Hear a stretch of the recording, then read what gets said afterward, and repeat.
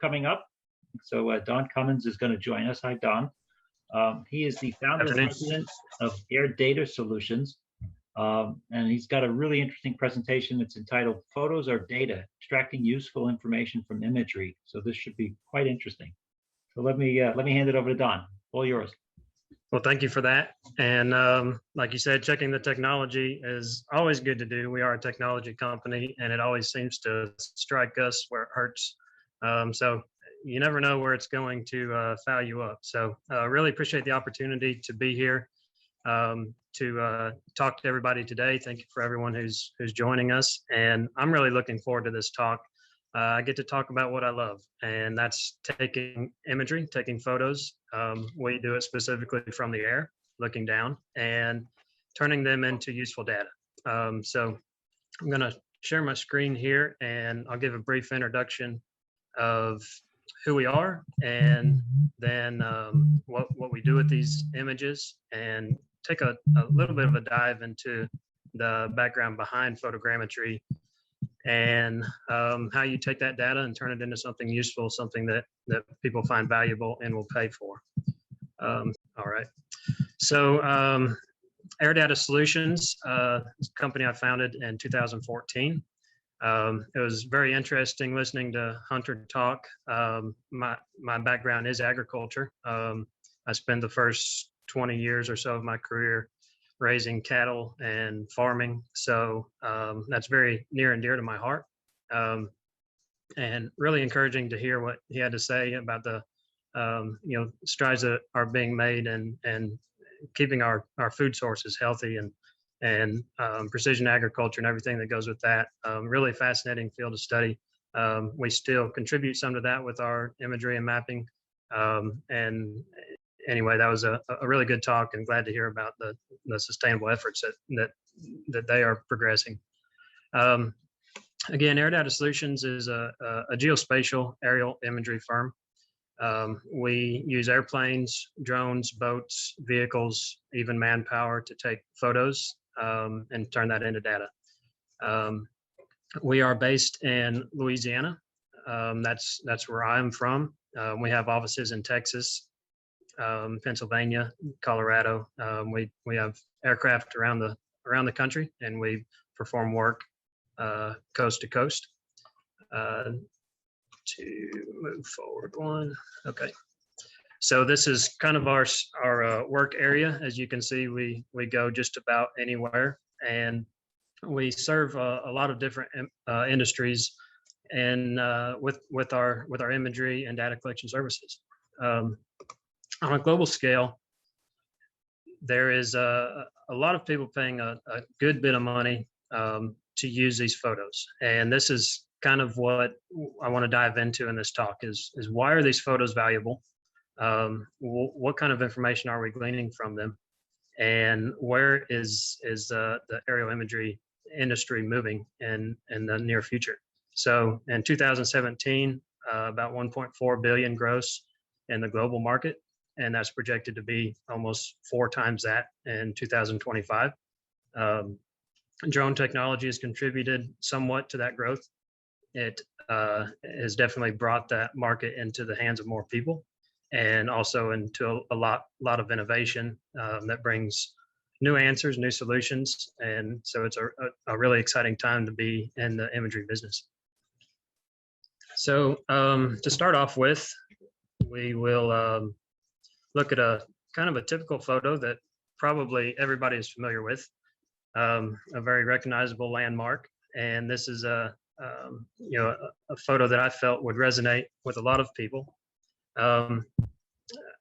As you look at this photo, do you see more than just what meets the eye? And that's where we're going to go with this. So looking at the Statue of Liberty, and what kind of data can you glean from an image like this? And just case in point, do you know what's actually written on her tablet? Most of you probably do. We do. We flew over her a few months ago and took a picture from the top down. And of course, it's July 4th, 1776. But that's just one example of information that you can glean from imagery just based on perspective. may not be visible from the ground from different angles, but from the right angle, it can tell you things that you can't see. So the next slide, we're going to kind of dive into the world of photogrammetry. I'm going to try to keep it short and simple as possible, but it's very important that we understand what's going on inside of these photos and what the building blocks are in order to get to the really the nuts and bolts of how we pull this data and how we make it into something useful. So really the first challenge that we have when we set up a mission or decide to utilize imagery for some kind of a service is determining the resolution. And when somebody asks what resolution the imagery is, that's actually divided into four different types. So spatial resolution would basically be the clearness of the image. There's spectral, there's radiometric, and there's temporal resolution. So quickly we'll go through what each one of those means. Spatial resolution, like I said, is how clear the image is. This is directly proportionate to the distance that you are from the subject. So when you're talking about flying an airplane or a drone over the earth, it's relative to how high the aircraft is flying. It's also relative to how big the sensor is that is inside the aircraft. So in this photo, if you zoom in to native resolution, this is basically the spatial resolution that you're getting out of this image. The highway is very clear. You can see the leaves on the plants, and you can get a lot of detail from this image. The second type of resolution is spectral. This is a number of bands that are represented in the image.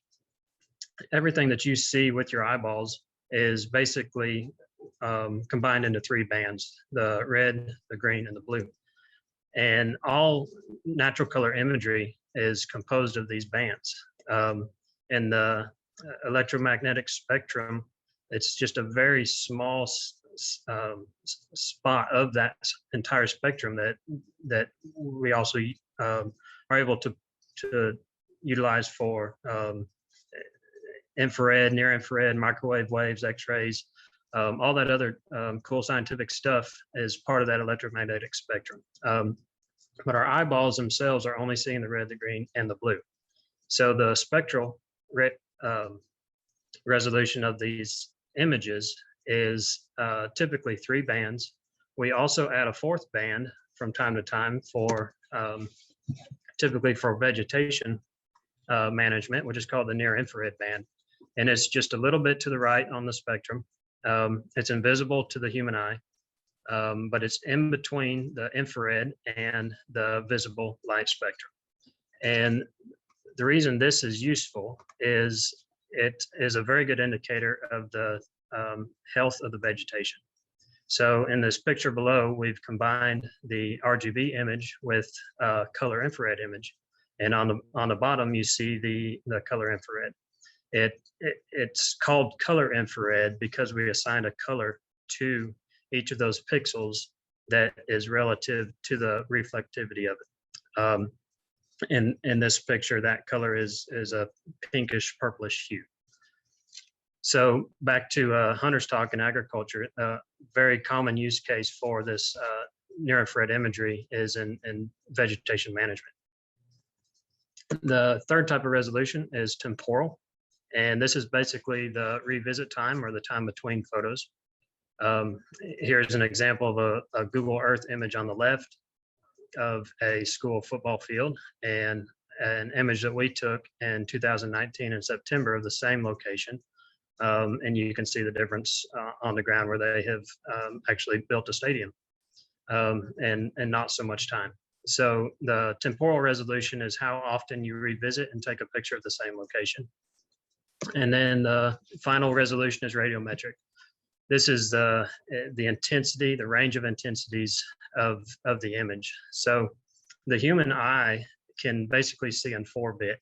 That's 16 shades. If you were to take any of these 16 shades and set them next to each other, your eyeball could tell the difference in one versus the next. But if you get beyond those 16 shades, the human eye has difficulty determining any difference between them. So our images are typically 8-bit or 16-bit. So we go from 16 shades, which we see with our eyes, to 256 shades, or in the case of 16-bit imagery, over 65,000 shades. And why this is important is it's really able to pull out a lot of those subtle differences that you cannot see with your eyeballs, but the camera can, and you can use that in the software for AI work or an analytical work. You can hone in on those subtle differences and gather more data from them. So that's the boring part. What our image is made of, and now we'll get into why this is important. It's very important to understand what these photos are made up of, what the building blocks are, for a couple reasons. Number one, photos can lie, and if anybody's ever seen Photoshop, photos can be very deceiving. And if the raw data is not accurate, it can't produce accurate results. So it's very critical that we collect, when we're collecting imagery for data, that it's collected properly, and that we understand that the building blocks that go into it, so we are representing correctly. So it's important.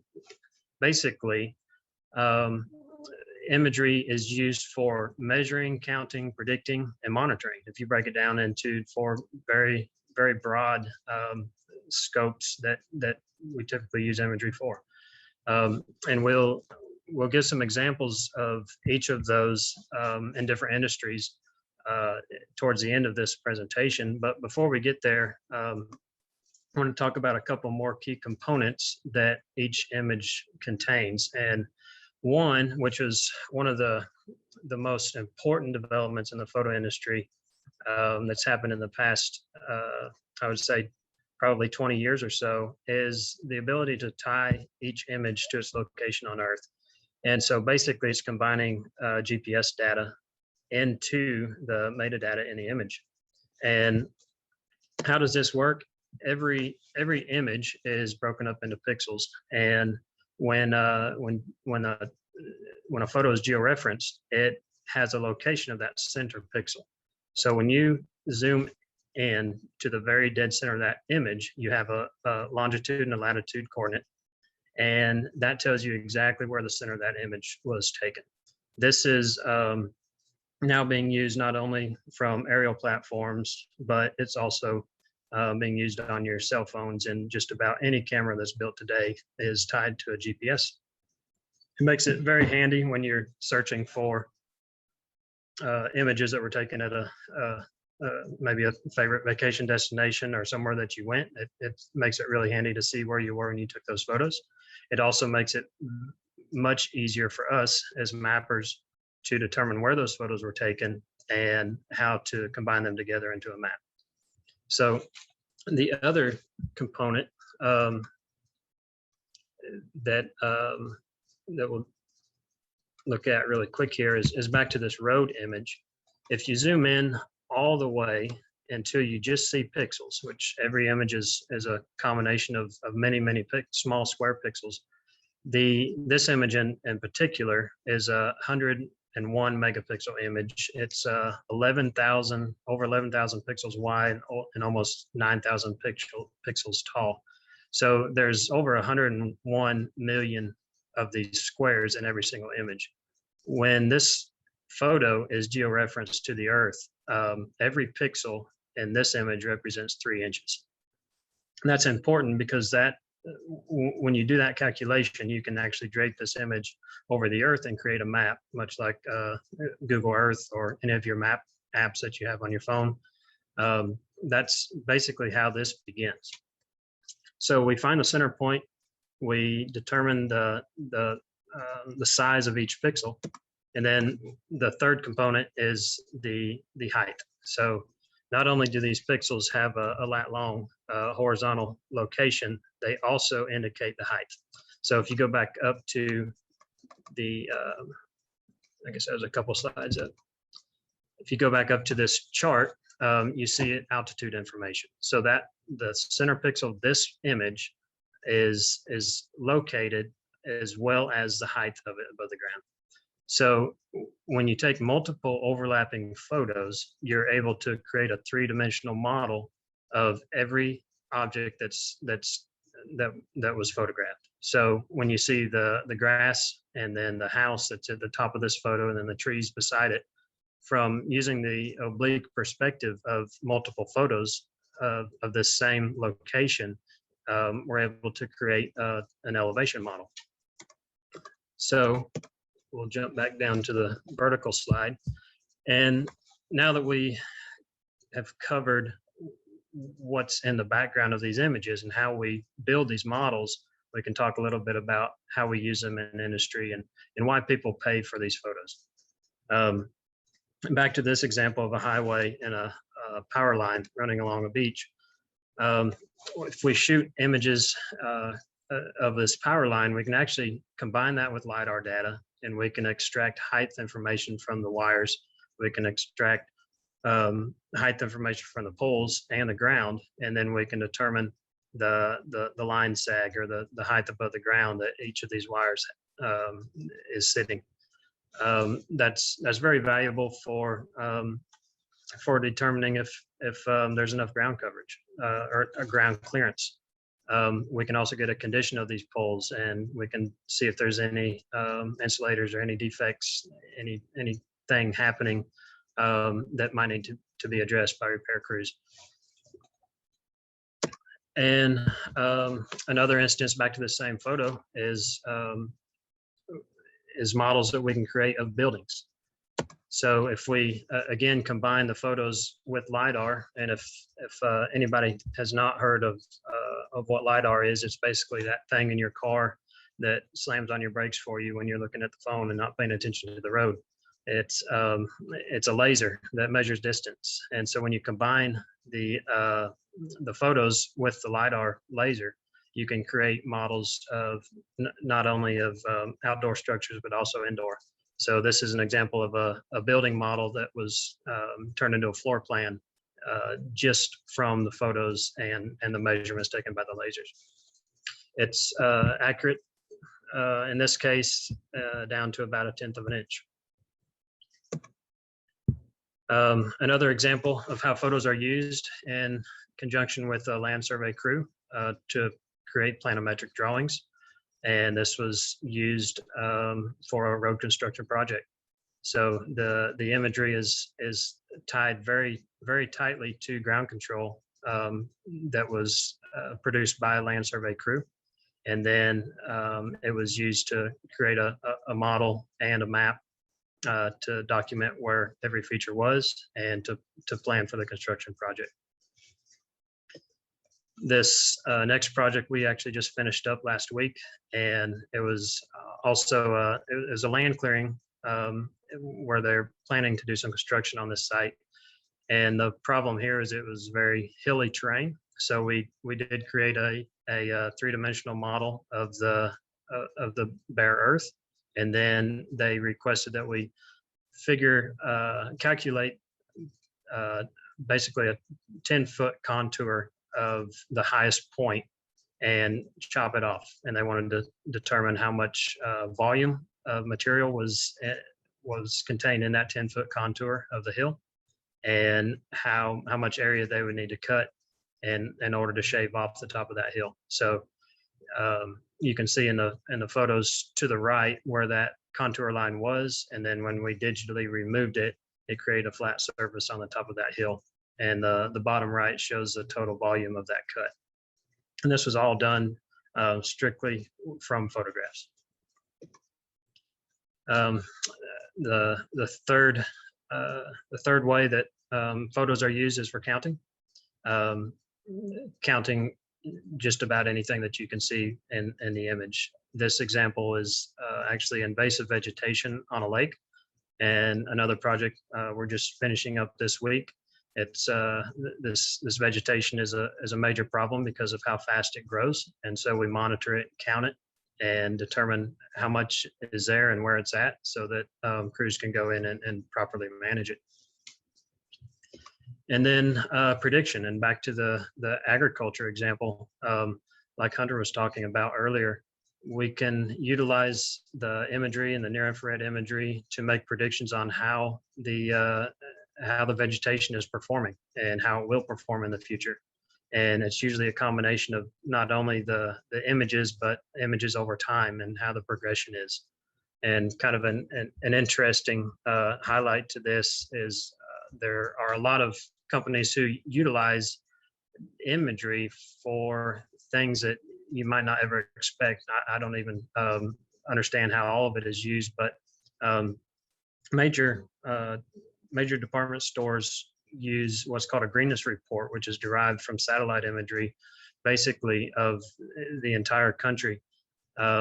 And it helps them determine and predict how harsh the winter is going to be and how many snow shovels and other items to stock up for on their shelves, basically based off of temporal images of the entire country, along with other things that feed that model. But it is a component of the models that they monitor. And then just monitoring construction progress or basically anything that needs to be monitored over time. These images can demonstrate differences, changes, detect changes, and show the progression of a construction site, for example. Monitoring wildlife. This is an image taken out of an aircraft with a thermal camera, and it's not very good resolution, but you can clearly see where deer are located within a thick stand of trees. So these are just a few of the use case scenarios for imagery, and stemming from the data that's pulled out of this raw imagery that's taken from the air. It's really been a fascinating journey for me over the past 6 or 7 years to transition from agriculture into this field, and I'm still learning every day. It's a challenge, but it's really been fascinating to see all the many uses and how this data can be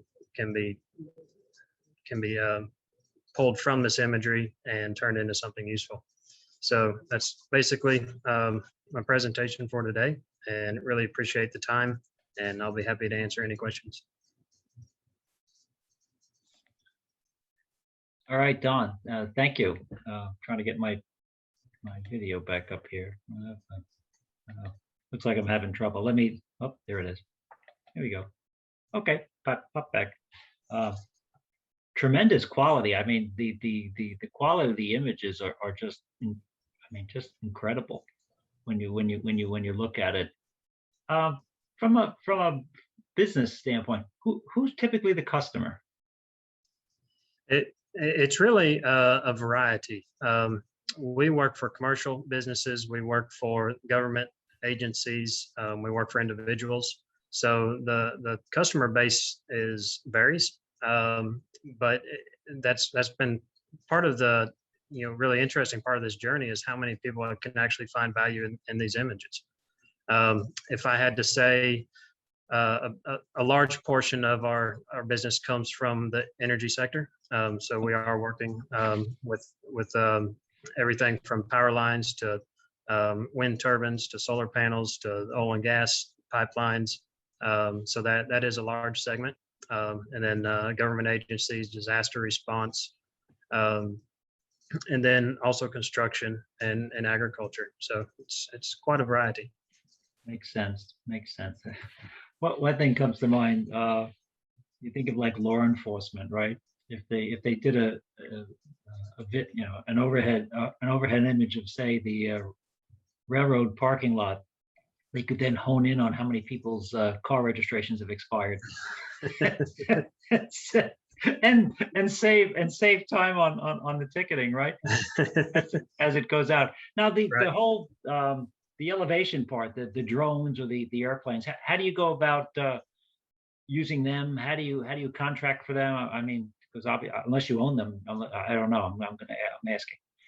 We do. We actually own our own aircraft and drones. From time to time, we contract just because it may be in a location that we can't get to efficiently.